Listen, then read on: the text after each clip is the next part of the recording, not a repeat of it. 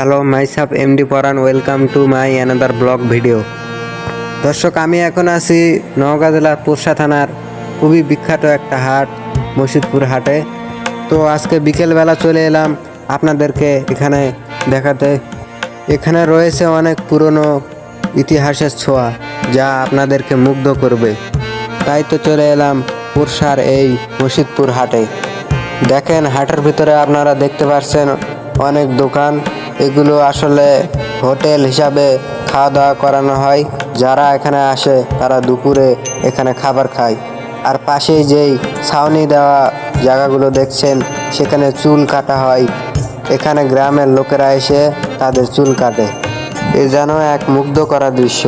মাঠে চড়ছে গরু, আর সামনে মুগ্ধ করার মতো প্রকৃতির দৃশ্য।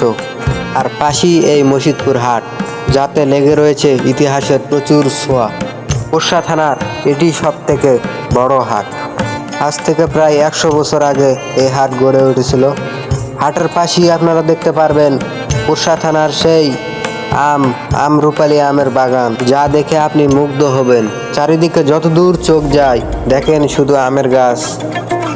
তাই তো বলা হয় পোরশা থানাকে আমের জন্য সেরা, এবং পোরশা থানা এখন আমের জন্য অনেক বিখ্যাত হয়ে উঠেছে। হাটের সামনে আমের বাগান, এখানকার এক একটা আমের গাছ দেখে মনে হয় চলে এসেছি সেই পুরনো আগের ইতিহাসে।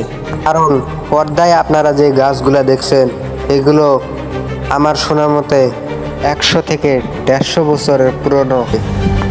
এই গাছগুলো অবহেলিতভাবে পড়ে রয়েছিল এখানে। পরে এগুলো ভালো করে বাধাই করে বসার স্থান বানানো হয়। এমন গাছ সচরাচর দেখা যায় না, শুধু মসজিদপুর হাটেই রয়েছে। পোরশা থানা যে আমের জন্যই বিখ্যাত তা দেখতেই পারছেন। প্রত্যেকটি ডালের ঠোকায় ঠোকায় আম ধরে রয়েছে। এখানে আরও ইতিহাসের ছোঁয়া রয়েছে। এই যে পর্দায় যেই গাছগুলো দেখতে পাচ্ছেন, এলা আমার শোনা মতে 150 বছরের পুরনো। এবং এই গাছগুলো কে লাগাইছে তা আজ পর্যন্ত কেউ বলতে পারে না। আর হাটের পাশেই রয়েছে একটা সুন্দর দিঘি, যা দেখার জন্য মানুষ প্রতিনিয়ত ছুটে আসে এখানে। দিঘির অপরূপ সৌন্দর্য আপনাকে মুগ্ধ করবে, এবং দিঘিটা অনেক বড়। এখানে মাছ চাষ করা হয়। বিকালের মুহূর্তটা যেন এই দিঘির সামনে দারুণ। তো আজকে এ পর্যন্তই।